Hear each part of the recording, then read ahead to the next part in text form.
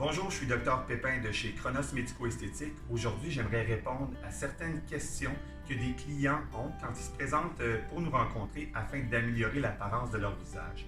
Souvent, les gens vont venir nous voir en nous disant « Je veux du Juvederm dans l'espace entre mes sourcils, je veux du Botox pour améliorer mes lèvres ».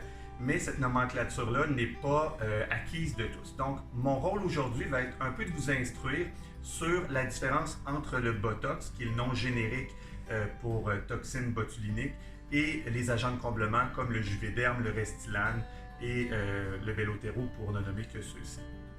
Tout d'abord, le Botox, c'est une neurotoxine purifiée qui est utilisée à des fins médicales depuis les années 60 pour diverses pathologies comme les spasmes de la paupière, les problèmes de spasticité générale et les traitements de la sudation excessive, pour ne nommer que ceux-là.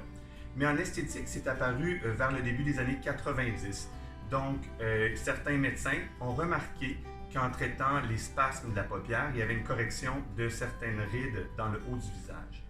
À l'heure actuelle, on utilise les agents de toxines botuliniques comme le Dysport, le Botox ou le Xéomine au Canada pour traiter les zones suivantes. Donc, l'espace entre les sourcils qu'on appelle la glabelle, les lignes du front.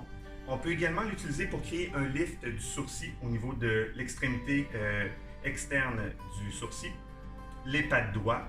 On peut également l'utiliser au niveau du visage moyen pour corriger les petites lignes qu'on peut avoir de chaque côté du nez, appelées également les bunny lines, le sourire gingival ou le gummy smile en injectant des points bien précis et les fines ridules autour de la bouche.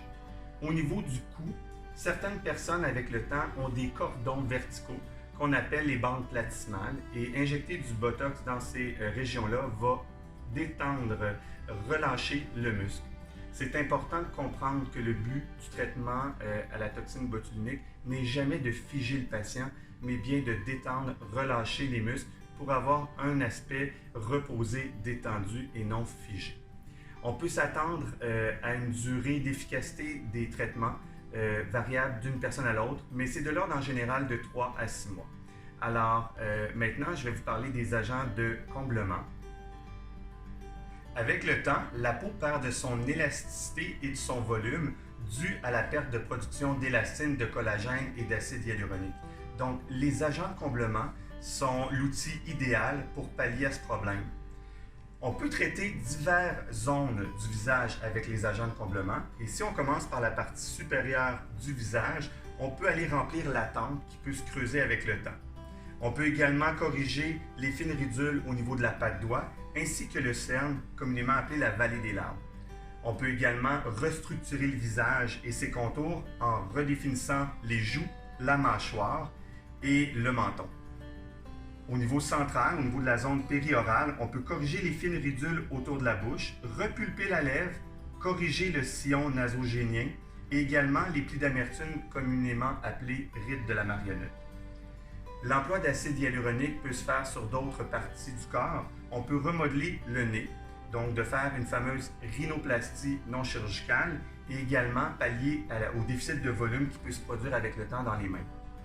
Il existe d'autres types d'agents de comblement, donc comme le Radiesse et le Sculptra, qui ne sont pas à base d'acide hyaluronique, mais qui sont des stimulateurs du système immunitaire pour produire plus de collagène et d'élastine. J'espère que vous en avez appris un peu plus sur les différents traitements offerts au niveau des agents de comblement et de la toxine botulinique. N'hésitez pas à prendre rendez-vous et venir rencontrer Dr Arsenault ou moi-même, Dr Pépin, pour établir avec vous un plan de traitement. Donc, notre objectif n'est pas de vous transformer, mais bien de vous améliorer. Bonne journée!